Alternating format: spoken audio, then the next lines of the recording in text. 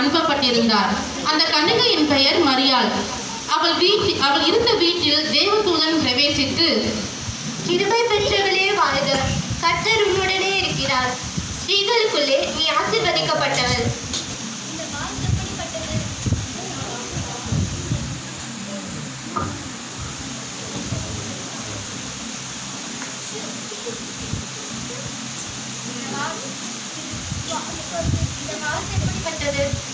மரியாளே, பயப்படாதே, நீ தேவனிடத்தில் கிருபை பெற்றாய்.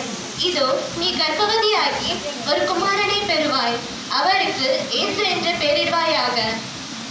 இது எப்படியாகும்? பரிசுத்த ஆவி உன்மேல் வரும், உன்னதமானவரின் பலம் உன்மேல் நிழலிடும். ஆதலால் உன்னிடம் பிறக்கும் குழந்தை பரிசுத்தம் உள்ளது, தேவனுடைய குமாரன் எனப்படும். நான் கர்த்தருடைய அடிமை, உம்முடைய வார்த்தையின்படியே ஆகட்டும். மரியாள் யோசேப்புக்கு நியமிக்கப்பட்டிருக்கையில் அவர்கள் கூடி வரும் முன்னே அவள் பரிசுத்த ஆவியானவரினால் கர்ப்பவதியானாள் என்று காணப்பட்டது. அவள் புருஷனாகிய யோசேப்பு நீதிமானாய் இருந்து அவளை அவமானப்படுத்த மனதில்லாமல் ரகசியமாய் அவளை தள்ளிவிட யோசனையாய் இருந்தான். மரியாதை எனக்கு அவமானப்படுத்த முடியல, அவள் அழகா வர இருக்கா, என்ன பண்றது?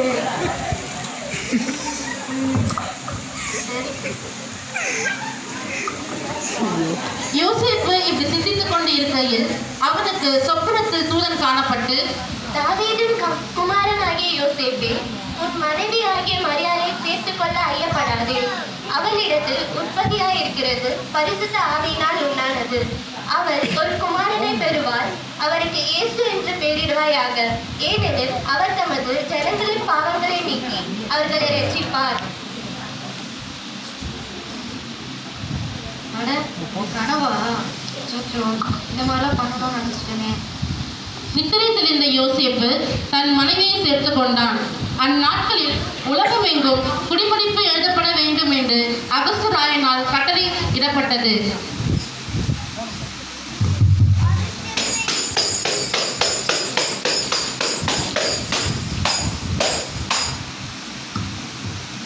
இந்த நாளில் அறிவிப்பு: இங்க இருக்கிற எல்லா மக்களும் அவங்களுடைய சொந்த ஊருக்கு போய் குடி மதிப்பை எழுதி எடுத்துட்டு வர வேண்டும். இது அரசருடைய கட்டளை.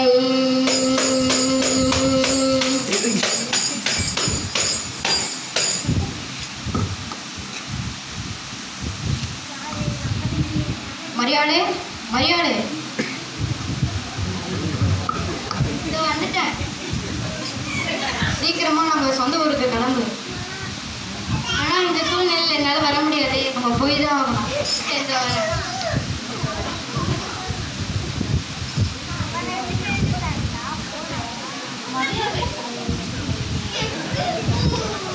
மரியாதை அழைத்துக் கொண்டு யோசேப்பு நாசரத்தில் இருந்து யூதேயாவில் உள்ள பெத்லகேமிற்கு போனான்.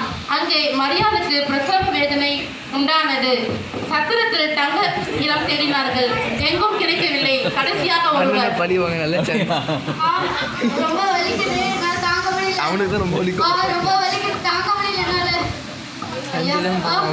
மனைவிக்கு கொஞ்சம் பிரசவ வழியா இருக்கு. இங்க ஏதோ இடம் கிடைக்குமா?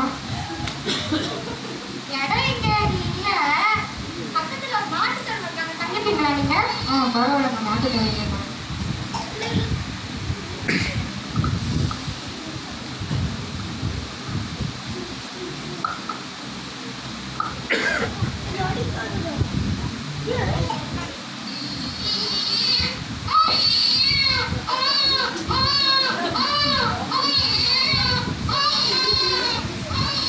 பிள்ளையை துணியில் சுற்றி முன்னணியில் கிடத்தினார்கள்.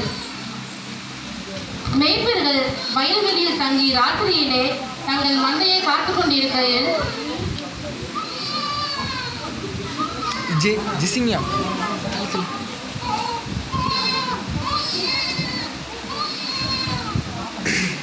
எனக்கு ரொம்ப குளிர்ந்துலடா.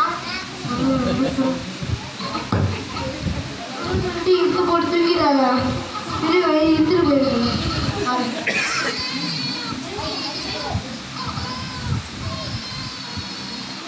பயப்படவே இருங்கள். இதோ எல்லா ஜனத்திற்கும் மிகுந்த சந்தோஷத்தை உண்டாக்கும் நற்செய்தியை உங்களுக்கு அறிவிக்கிறேன்.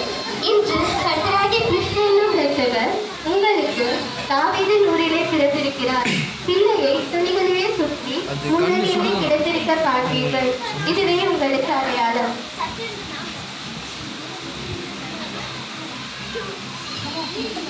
தேவத்தோட சொன்ன கொண்டு வைப்பாங்க.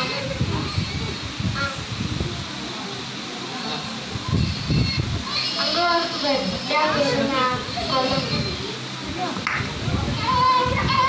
கிழக்கிலே அவருடைய நட்சத்திரத்தை கண்டு சாஸ்திரிகள் அவரை தொழுது கொள்ளும்படி பெத்லகேம் வந்தார்கள்.